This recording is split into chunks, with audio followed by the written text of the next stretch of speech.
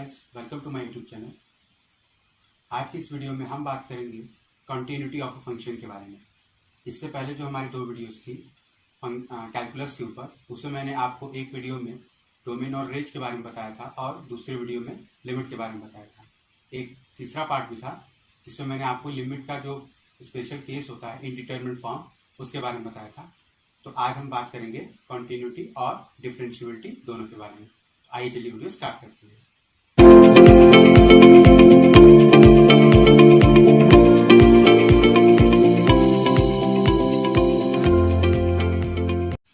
तो देखिए कॉन्टिन्यूटी,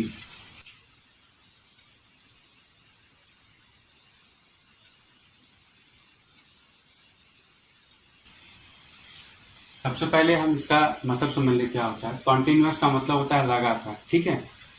तो अगर हम फंक्शंस के केस में बात करें मैथमेटिक्स में, तो कॉन्टिन्यूअस का मतलब होता है, मान लीजिए हमारे पास कोई कार्टेशियन प्लेन है, ठीक है, ये हो गया।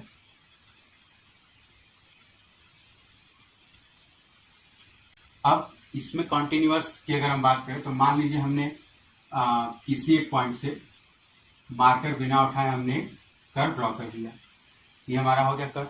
अब क्योंकि हमने जहां से स्टार्ट किया था और जहां पर एंड किया उसके बीच में हमने मार्कर को कहीं भी उठाया नहीं, तो इसका मतलब ये कि यहां से लेकर के एंड तक एक कॉन्टिन्यूअस लाइन है, ठीक है। लेकिन अगर हम बीच में एक छोटा सा गैप कर दें तो अब क्या होगा कि हमारा ये फंक्शन केवल यहां से लेकर के यहां तक कॉन्टिन्यूअस होगा, उसके बाद ब्रेक है बीच में, फिर यहां से लेकर के यहां तक कॉन्टिन्यूअस होगा। मतलब कि पहले जिस इंटरवल में कॉन्टिन्यूअस था अब उसमें वो कॉन्टिन्यूअस नहीं रहा, अब वो दो सब पार्ट्स में कॉन्टिन्यूअस हो गया, ठीक है।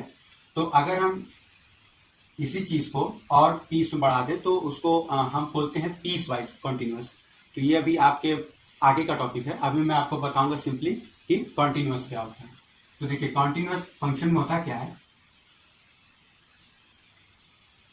हमारे पास हमने आपको बताया था लिमिट जब पढ़ा रहे थे तो उसमें आपको बताया था कि लिमिट कब तभी एग्जिस्ट करती है जब limit x tending to a minus f x बराबर होती है limit x tending to a plus f x.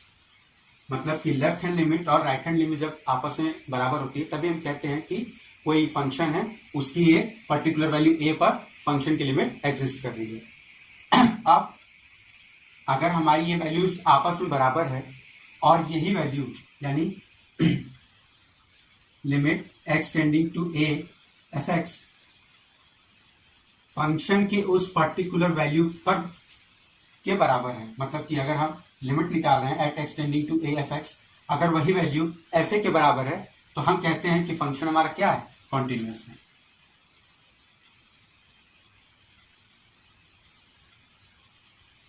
ठीक है, ये हमारे पास कॉन्टिन्यूटी की सबसे बेसिक डेफिनेशन है। देखिए ये तो बात हो गई कॉन्टिन्यूटी के बारे में। अब सवाल ये आता है कि अगर फंक्शन कॉन्टिन्यूअस नहीं है तो क्या है। तो जाहिर सी बात है कि अगर फंक्शन कॉन्टिन्यूअस नहीं है तो डिसकॉन्टिन्यूअस है। तो अब अगर हमारे पास फंक्शन डिसकॉन्टिन्यूअस है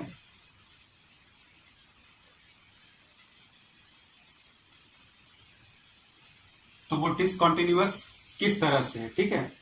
सवाल तो ये आता है, कॉन्टिन्यूअस है तो एक हमारे पास केस हो गया, लेकिन अगर डिसकॉन्टिन्यूअस है तो फंक्शन डिसकॉन्टिन्यूअस कई वे में हो सकता है। मान लीजिए फंक्शन की लिमिट ही ना एग्जिस्ट कर रही हो, ठीक है। अगर लिमिट एग्जिस्ट कर रही हो तो मे भी हो सकता है कि लेफ्ट हैंड और राइट हैंड वाली बराबर ना हो, ठीक है। ये सारी बातें हो सकती हैं। तो सबसे पहला हमारे पास आता है डिसकॉन्टिन्यूअस में पहला, जिसको हम बोलते हैं रिमूवेबल डिसकॉन्टिन्यूटी। Removable discontinuity. देखिए इसको रिमूवेबल डिसकॉन्टिन्यूटी इसलिए बोला जाता है क्योंकि इसमें फंक्शन की डिसकॉन्टिन्यूटी को हटाया जा सकता है।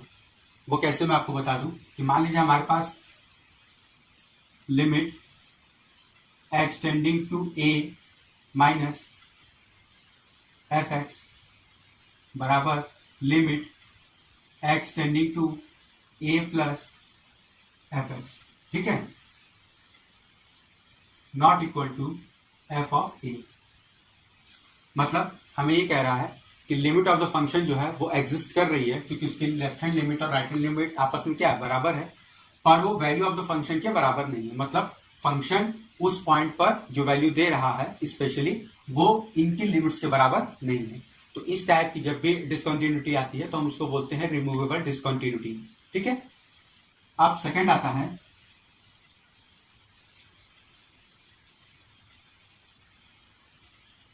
First kind discontinuity. ठीक है, डिसकंटिन्यूटी की फर्स्ट काइंड। अब देखिए फर्स्ट काइंड क्या है।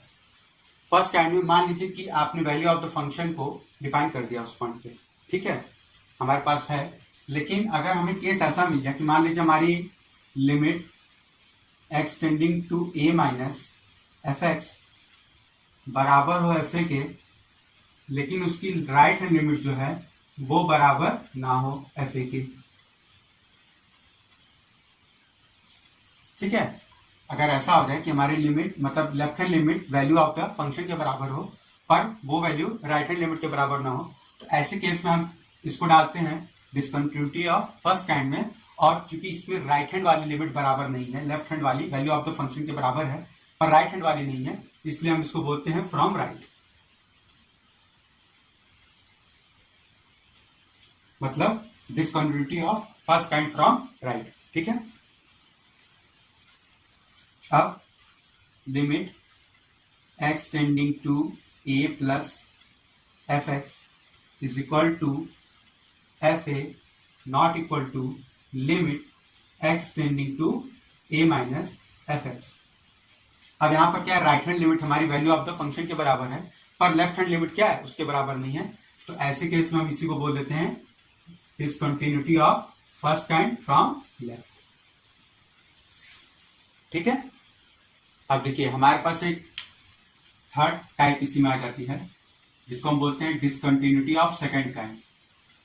ठीक है, एक हमने बताया आपको रिमूवेबल डिसकंटिन्यूटी, एक बताया फर्स्ट काइंड, अब ये दूसरा है सेकंड काइंड। इसमें क्या होता है कि अगर मान लीजिए limit x tending to a plus f x exist करे and limit x tending to a minus f x जो है वो एग्जिस्ट ना करे। तो जब भी हमारे पास ऐसा होता है कि राइट हैंड लिमिट एग्जिस्ट कर रही है पर लेफ्ट हैंड लिमिट एग्जिस्ट ही नहीं कर रही है, तो इसको हम बोलते हैं discontinuity of second kind from left, क्योंकि इसमें लेफ्ट वाली लिमिट क्या है, एग्जिस्ट नहीं कर रही। ठीक है, तो ये हो जाएगा फ्रॉम लेफ्ट। अब उसी के बाद जैसे फर्स्ट काइंड में था वैसे यहां पर भी हो जाएगा कि फ्रॉम लेफ्ट हो गया, फ्रॉम राइट भी हो जाएगा। इसमें क्या हो जाएगा कि limit x tending to a minus f x doesn't exist and limit a plus रहेगा, doesn't exist and limit x tending to a minus f x exist. ठीक है, यहां पर राइट हैंड की आ रही थी लिमिट, यहां पर लेफ्ट हैंड की लिमिट एग्जिस्ट कर रही है। तो जिसकी नहीं कर रही है वहां से, मतलब यहां लेफ्ट नहीं कर रहा है तो लेफ्ट, यहां राइट नहीं कर रहा है तो हमारी राइट का केस हो गया। ठीक है, अब देखिए ये तो हो गया डिसकंटिन्यूटी के बारे में। अब हम बात कर लेते हैं कॉन्टिन्यूटी इन स्पेशल केसेस। मतलब यहां पर ये है कि मान लीजिए आपका कोई फंक्शन कॉन्टिन्यूअस है, तो जरूरी तो नहीं है कि वो पूरे रियल नंबर्स के लिए ही कॉन्टिन्यूअस हो। कभी कभार ऐसा ही होता है कि पर्टिकुलर रेंज के लिए हमारे पास वो फंक्शन कॉन्टिन्यूअस होता है। तो अब देखिए हमारे पास जिस इंटरवल के लिए फंक्शन कॉन्टिन्यूअस होता है वो बेसिकली दो टाइप के होते हैं, पहला ओपन होता है, दूसरा क्लोज इंटरवल होता है। ठीक है, तो अब कॉन्टिन्यूटी इन ओपन इंटरवल।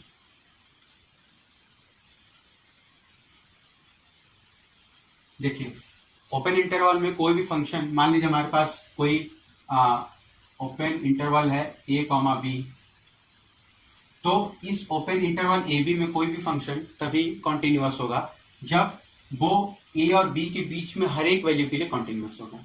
मतलब इस ए और बी के बीच में कोई भी ऐसा पॉइंट एग्जिस्ट नहीं करना चाहिए जहां पर वो फंक्शन डिसकंटिन्यूअस हो। ठीक है, तो ओपन इंटरवल के केस में ए और बी अगर हमारे पास कोई ओपन इंटरवल है तो उसके बीच में जितने भी पॉइंट्स लाई कर रहे हैं वो फंक्शन हाउस हर एक पॉइंट पर कॉन्टिन्यूअस होना चाहिए। अब सेकंड आ जाता है क्लोज इंटरवल।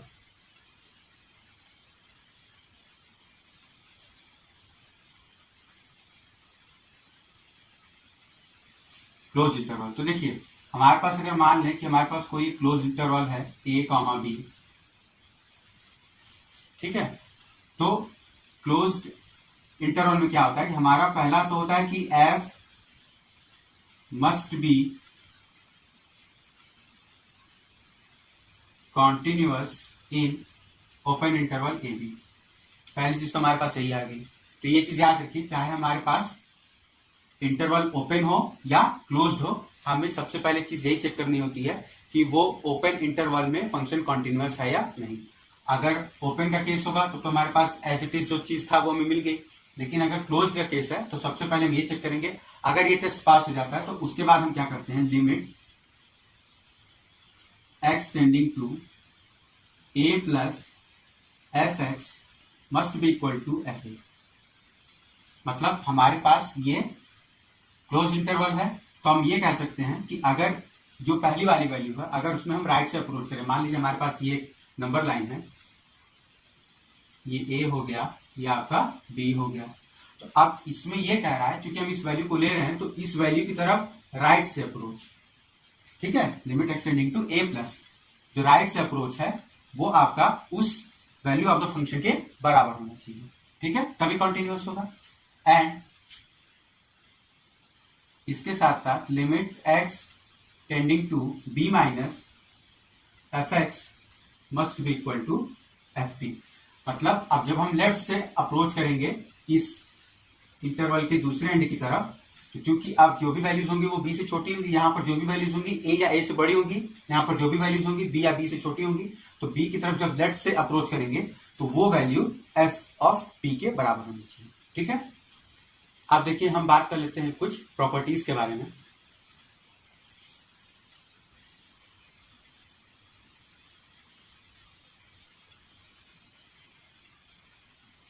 प्रॉपर्टीज, ठीक है, तो सबसे पहले प्रॉपर्टी यही होती है कि जैसे हमने आपको लिमिट के केस में बताया था कि अगर कोई फंक्शन हमारे पास एफ एक्स और जी एक्स है और अगर किसी पर्टिकुलर वैल्यू पर उनकी लिमिट एग्जिस्ट कर रही है तो उन फंक्शंस का सम, डिफरेंस, प्रोडक्ट, इवन डिवीजन, ठीक है, वो भी क्या होता है, उन सबों की भी लिमिट एग्जिस्ट करती है, मतलब कि बराबर होती है।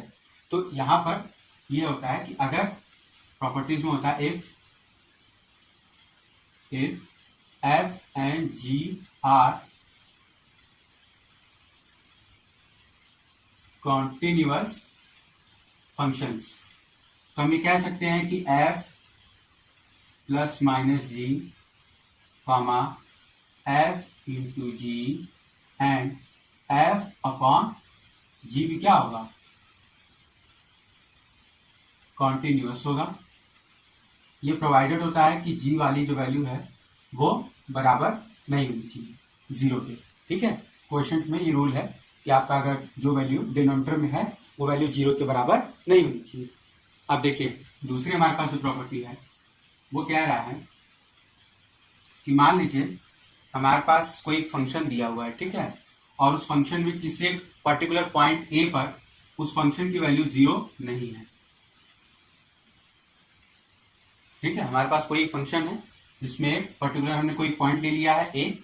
अब अगर फंक्शन उस वैल्यू पर जीरो के बराबर नहीं है तो हम ये कहते हैं कि उस टाइम में एक ऐसा इंटरवल एग्जिस्ट करेगा ए माइनस डेल, ए प्लस डेल, जहां पर डेल आपका क्या होगा, ग्रेटर देन जीरो होगा, इस तरीके से कि लिमिट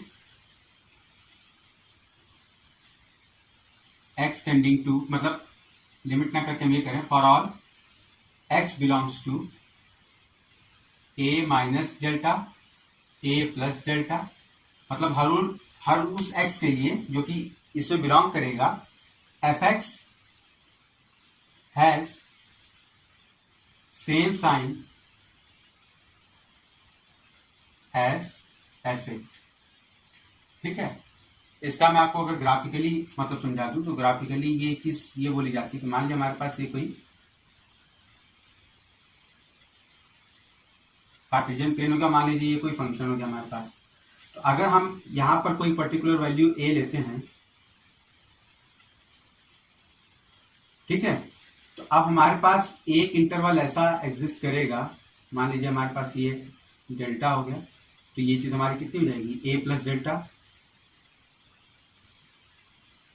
और ये चीज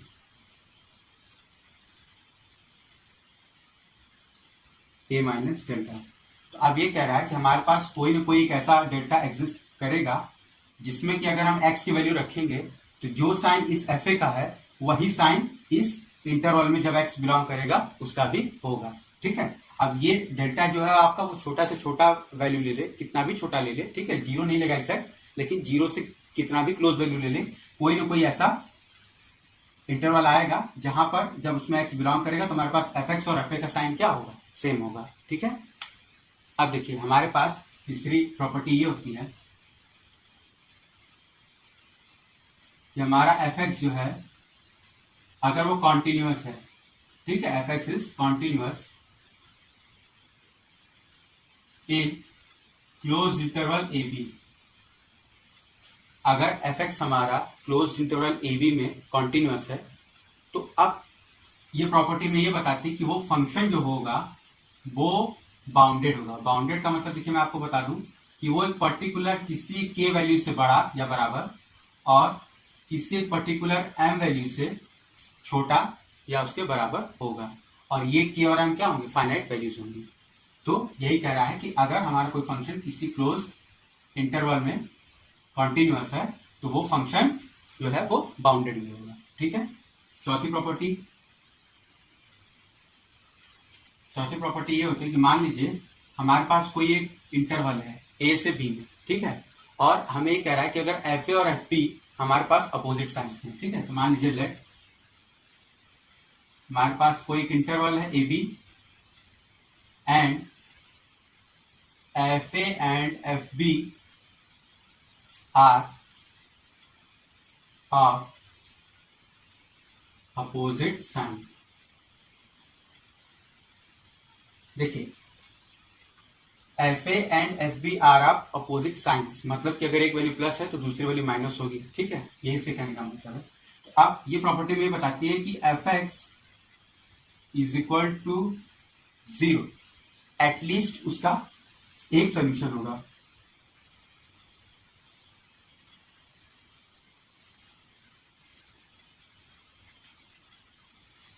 मतलब कि अगर हमारे पास f a and f b दो वैल्यूज हैं जिनका साइन क्या है, अपोजिट है, और वो ए बी इंटरवल के अकॉर्डिंग बता रहे हैं, मतलब हमारा एक्स बिलोंग कर रहा है इसमें और हम कह रहे हैं कि एफ ए और एफ बी का साइन अपोजिट है, तो हमारे पास एटलीस्ट मतलब कि एफ एक्स बराबर 0 एक सोल्यूशन आएगा जिसमें एटलीस्ट एक सोल्यूशन हमें मिलेगा ही मिलेगा। इसके कहने का मतलब है कि मान लीजिए हमारे पास कोई ग्राफिकली मैं आपको बताऊं कि मान लीजिए हमारे पास ये कोई एक वैल्यू हो गई, ये ए हो गया और ये आपका बी हो गया, तो अब कह रहा है कि f and f b are opposite, तो मतलब अब हमारा चूंकि जो वाई एक्सिस है यही बताता है एफ एक्स, तो अब अपोजिट साइन का मतलब ये हो गया कि एक वैल्यू फर्स्ट क्वाड्रेंट में होगी और दूसरी वैल्यू क्या होगी, कहीं ना कहीं फोर्थ क्वाड्रेंट में होगी। तो अब देखिए हमारा यहाँ पर एफ ए का जो साइन होगा, एफ ए जो होगा वो ग्रेटर देन 0 होगा और यहाँ पर जो एफ बी होगा लेस देन 0 होगा। ठीक है। तो अब हमारे पास क्या हुआ कि एटलीस्ट मतलब कि ये जो कर्व है एफ एक्स वाला ये इस एक्स एक्सिस को एटलीस्ट एक बार तो कट करेगा ही, मिनिमम एक बार कट करेगा ही, तभी हमारा एफ ए और एफ बी का साइन क्या है, अपोजिट है। अब सवाल ये आता है कि क्या ये एक बार ही कट करेगा, तो नहीं, देखिए cut infinite number of times कर सकता है। हमने यहां पर बताया है एटलीस्ट मतलब कम से कम एक सोल्यूशन एग्जिस्ट करेगा, मतलब कि एक बार तो ये क्रॉस करेगा ही, और जब ये क्रॉस करेगा तो आपको पता है कि वाई एक्सिस की वैल्यू एक्स एक्सिस पर क्या होती है, 0 होती है, इसलिए हमने यहां पर लिखा है कि f x is equal to 0 उसका एक सोल्यूशन निकलेगा जिसमें एटलीस्ट हमें एक वैल्यू तो मिली जाएगी। ठीक है, ये इस प्रॉपर्टी का मतलब है। अब देखिए हमारे पास अगली जो प्रॉपर्टी है 5th नंबर, वो ये कह रहा है कि अगर हमारे पास वही क्लोज इंटरवल ए बी है, ठीक है, एंड के कोई ऐसी वैल्यू है जो उस एफ एक्स के मैक्सिमम और मिनिमम के बीच में लाई कर रही है, मतलब कि उस इंटरवल में एफ एक्स की जो मैक्सिमम वैल्यू होगी और मिनिमम वैल्यू होगी यदि उसके बीच में एक वैल्यू के लाई कर रही है, तो ये प्रॉपर्टी ये बताती है कि f x is equal to k जो होगा वो इसका एक सोल्यूशन होगा। ठीक है, सीधी सी बात है कि जैसे हमारा वहां पर था तो हमने आपको बताया था कि अगर अपोजिट साइन है तो सीधी सी बात थी कि वो एक्स एक्सिस को कट करेगा कहीं ना कहीं, और एक्स एक्सिस पर वाई क्या था, 0 था। तो वो इसी का एक स्पेशल केस था जहां पर हमारा के की जगह वैल्यू क्या थी, 0 थी। अब यहाँ पर कह रहा है कि किसी भी जनरल वैल्यू के के लिए अगर वो उसके मैक्सिमम और मिनिमम के बीच में, वहां पर भी यही था कि जब हमारा कर्व ड्रॉ किया गया था तो वो मैक्सिमम टू मिनिमम के बीच में ही था। वही चीज यहाँ पर बात की जा रही है कि अगर के जो है उसकी मैक्सिमम वैल्यू और मिनिमम वैल्यू के बीच में लाई करेगी। मतलब यहाँ पर ये कह रहा है कि के की वैल्यू जो है वो ग्रेटर देन और equal to f max minimum and less than और इक्वल टू एफ मैक्स। ये चीज अगर है तो ये कह रहा है कि f x is equal to k उसका एक सोल्यूशन होगा। ठीक है, अब आइए हम एक क्वेश्चन देख लेते हैं कंटिन्यूटी के ऊपर। मान लीजिए हमें कह रहा है कि check the continuity of f x is equal to greatest integer x -1 upon x -1 when x not equal to 1 and 0 x equal to 1। ठीक है, हमारे पास ये एक फंक्शन डिफाइंड है जो कि इस तरीके से है। अब कह रहा है कि इसकी कॉन्टिन्यूटी चेक करिए, continuity at x equal to 1। x equal to 1 पे हमें इसकी कॉन्टिन्यूटी चेक करनी है। तो देखिए x इक्वल टू 1 पे हमें इसकी क्वांटिटी चेक करनी, तो सबसे पहले हम इसकी लेफ्ट हैंड लिमिट निकाल लेते हैं, limit x tending to 1 minus. ठीक है, देखिए कॉन्टिन्यूटी चेक करने में मैंने आपको बताया था कि फंक्शन कॉन्टिन्यूअस तो ही होता है जब वो limit x tending to f x की वैल्यू एफ ए के बराबर हो। लेकिन यहाँ पर हमें चूंकि कॉन्टिन्यूटी चेक करनी है तो हम यहाँ पर left hand limit right hand limit पहले चेक करेंगे। हम direct limit x tending to 1 नहीं निकाल सकते, हम पहले लेफ्ट हैंड लिमिट निकालेंगे, राइट हैंड लिमिट निकालेंगे, उसके बाद हम कोई भी कंक्लूजन पे पहुंचेंगे। क्योंकि हमारी डिसकंटिन्यूटी जो है, जो मैंने आपको बताया था अभी, उसमें मैंने आपको ये बताया था कि वो डिपेंड करती है left hand limit and right hand limits की वैल्यू पर। तो अब limit x tending to a1 minus f x is equal to limit x tending to 1 minus greatest integer x -1 upon x -1। अब इसको फर्दर सॉल्व कर देते हैं तो हमारे पास हो जाएगा limit h tendings to 0 1 minus h -1 upon 1 minus h -1। तो देखिए इस 1 से ये 1 कैंसिल हो गया। और मैंने आपको ये बताया था कि ग्रेटेस्ट इंटीजर फंक्शन है तो 1 से कोई भी छोटी वैल्यू पर ग्रेटेस्ट इंटीजर फंक्शन क्या होता है, 0 देता है। तो आपका ये 0 हो जाएगा और यहाँ पर आपका -h है, that is equal to -1 upon -h। ठीक है, पहली चीज। दूसरा, limit x tending to 1 plus f x is equal to limit x tending to 1 plus greatest integer x -1 upon x -1. This implies that limit h tending to 0 1 plus h -1 upon 1 plus h -1। तो ये 1 से 1 हो गया cancel. अब देखिए 1 में कोई भी छोटी से छोटी वैल्यू ऐड करेंगे और जब उसका ग्रेटेस्ट इंटीजर फंक्शन निकालेंगे तो वो वैल्यू 1 दे देगा आपकी। तो that is equal to limit h tending to 0 1 minus 1 upon h। तो वैल्यू ऑलरेडी कितनी आ गई, 0 आ गई। और यहाँ पर जब हम लिमिट h टेंडिंग्स टू 0 रखेंगे तो ये वैल्यू कितनी आ जाएगी आपकी, इनफाइनाइट।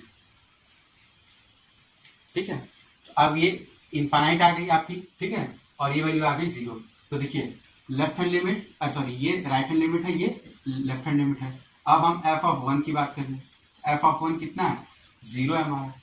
ठीक है, अब देखिए राइट हैंड लिमिट की वैल्यू, ये राइट हैंड लिमिट की वैल्यू और वैल्यू ऑफ द फंक्शन की वैल्यू आपस में बराबर है और लेफ्ट हैंड लिमिट की वैल्यू उसके बराबर नहीं है। तो इसका मतलब क्या हो गया कि left hand limit not equal to right hand limit equal to value of the function. इसका मतलब ये है कि ये डिसकंटिन्यूअस है। और अगर हम इसके टाइप की बात करें तो देखिए लेफ्ट हैंड लिमिट जो है वो बराबर नहीं है किसके, वैल्यू ऑफ द फंक्शन की। तो हम ये कह सकते हैं कि ये discontinuity of first kind from left hand. ठीक है, अब हम बात कर लेते हैं डिफरेंशिएबिलिटी के बारे में।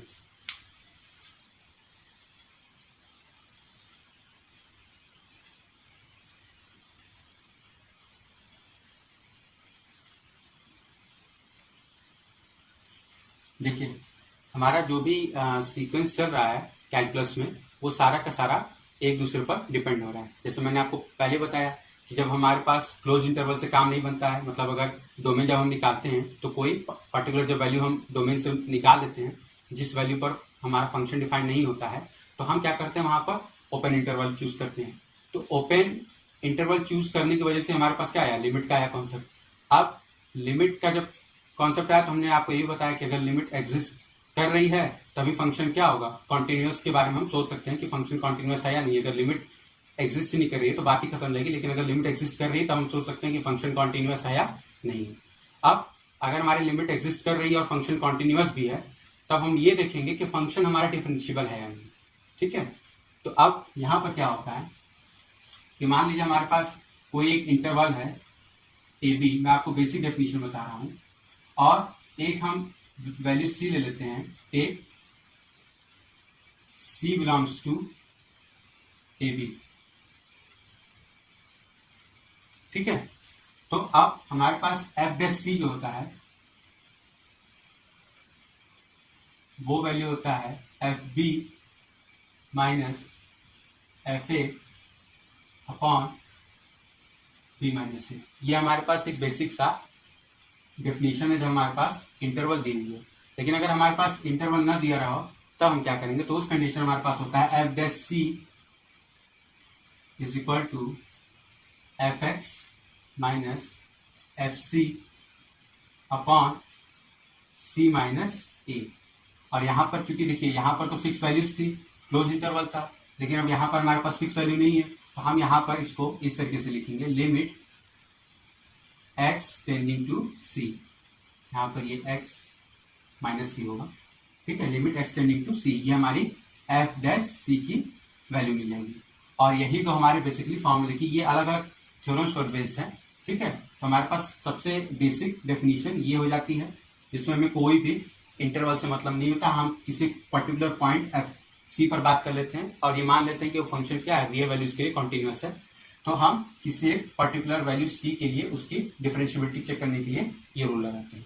आप देखिए, जैसे हमारे पास लिमिट के केस में लेफ्ट हैंड लिमिट था, राइट हैंड लिमिट था, वैसे हमारे पास डिफरेंशिएबिलिटी के केस में लेफ्ट हैंड डेरिवेटिव और राइट हैंड डेरिवेटिव होते हैं। तो देखिए, लेफ्ट हैंड डेरिवेटिव यानी LHD, ठीक है, इसका मतलब होता है limit x tending to c minus f of x minus f of c upon x minus c। अब इसको भी चेंज कर देंगे, जैसे लिमिट में चेंज करते हैं, तो limit h tending to 0 f of c minus h minus f c upon c minus h minus c. तो c से c कैंसिल हो जाएगा, तो हम हटा देते हैं, डायरेक्ट हमारे पास क्या हो जाएगा, माइनस एच। ये हमारा लेफ्ट हैंड डेरिवेटिव हो गया।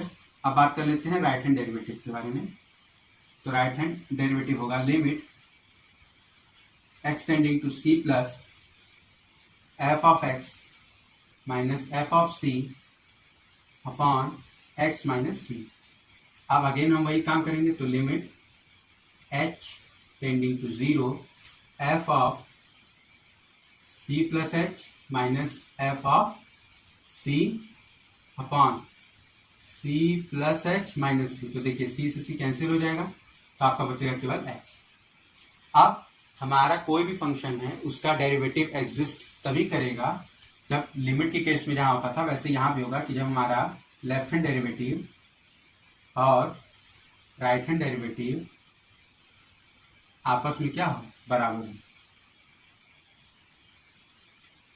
Left hand derivative and right hand derivative आपस में क्या हो, बराबर हो, तभी हम कहेंगे कि हमारा वो फंक्शन का जो है वो डिफरेंशिएबिलिटी उस पॉइंट पर पॉसिबल है। ठीक है,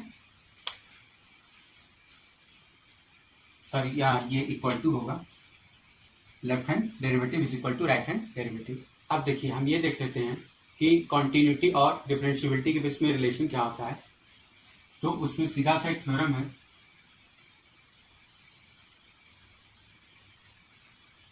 जो कहता है कि अगर फंक्शन जो है, इफ फंक्शन इज डिफरेंशिएबल, ठीक है, then it is obvious that it is continuous। ठीक है, अभी बात की जा रही है डोमेन के लिए, तो इसलिए मैंने वहां पर वो चीज नहीं लिखी है। तो आप ये समझिए कि किसी एक पर्टिकुलर पॉइंट में या किसी एक फिक्स्ड इंटरवल में अगर कोई फंक्शन डिफरेंशिएबल है तो ये ऑब्वियस है कि फंक्शन उस इंटरवल में कॉन्टिन्यूअस होगा ही होगा, लेकिन इसका कन्वर्स ट्रू नहीं है। मतलब if f is continuous, then it is not necessary to be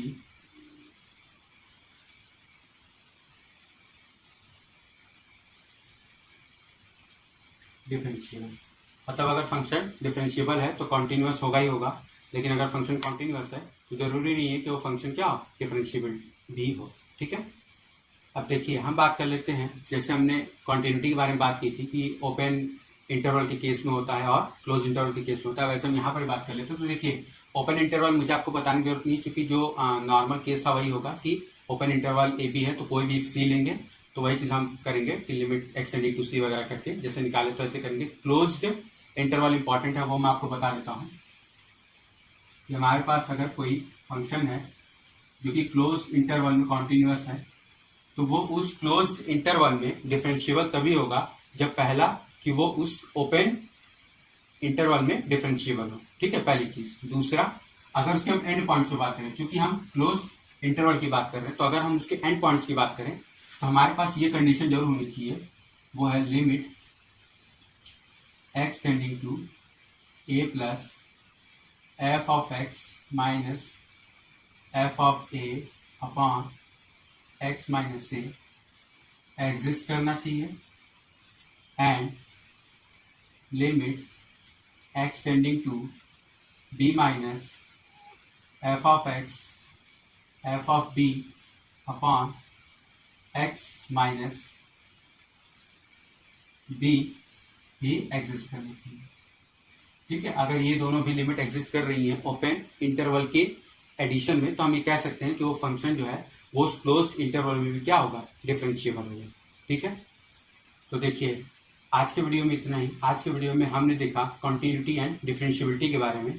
इस पर बेस्ड जो भी क्वेश्चंस हैं वो जब इस वीडियो की सीरीज का एंड हो जाएगा, मतलब कैलकुलस जो मैं पढ़ा रहा हूँ, जब इसका थ्योरी वाला पार्ट एंड हो जाएगा, तो मैं PHU BSc मैथ के एंट्रेंस एग्जाम में जो भी क्वेश्चंस आए हुए हैं उससे मैं domain range, limit of a function, continuity, differentiability और आगे जो मैं थ्योरी वाले पार्ट में पढ़ाऊंगा उन पर बेस्ड जितने भी आएंगे क्वेश्चंस सबको सॉल्व करवाऊंगा। ठीक है, तो अगर आपको वीडियो अच्छी लगी हो तो प्लीज वीडियो को लाइक करिए, शेयर करिए और मेरे चैनल को सब्सक्राइब कीजिए। साथ ही साथ बेल आइकन भी प्रेस कर दीजिएगा ताकि मेरे चैनल पर आने वाली वीडियोस की नोटिफिकेशन आपको मिल जाए। तो मिलते हैं नेक्स्ट वीडियो में, तब तक के लिए थैंक यू।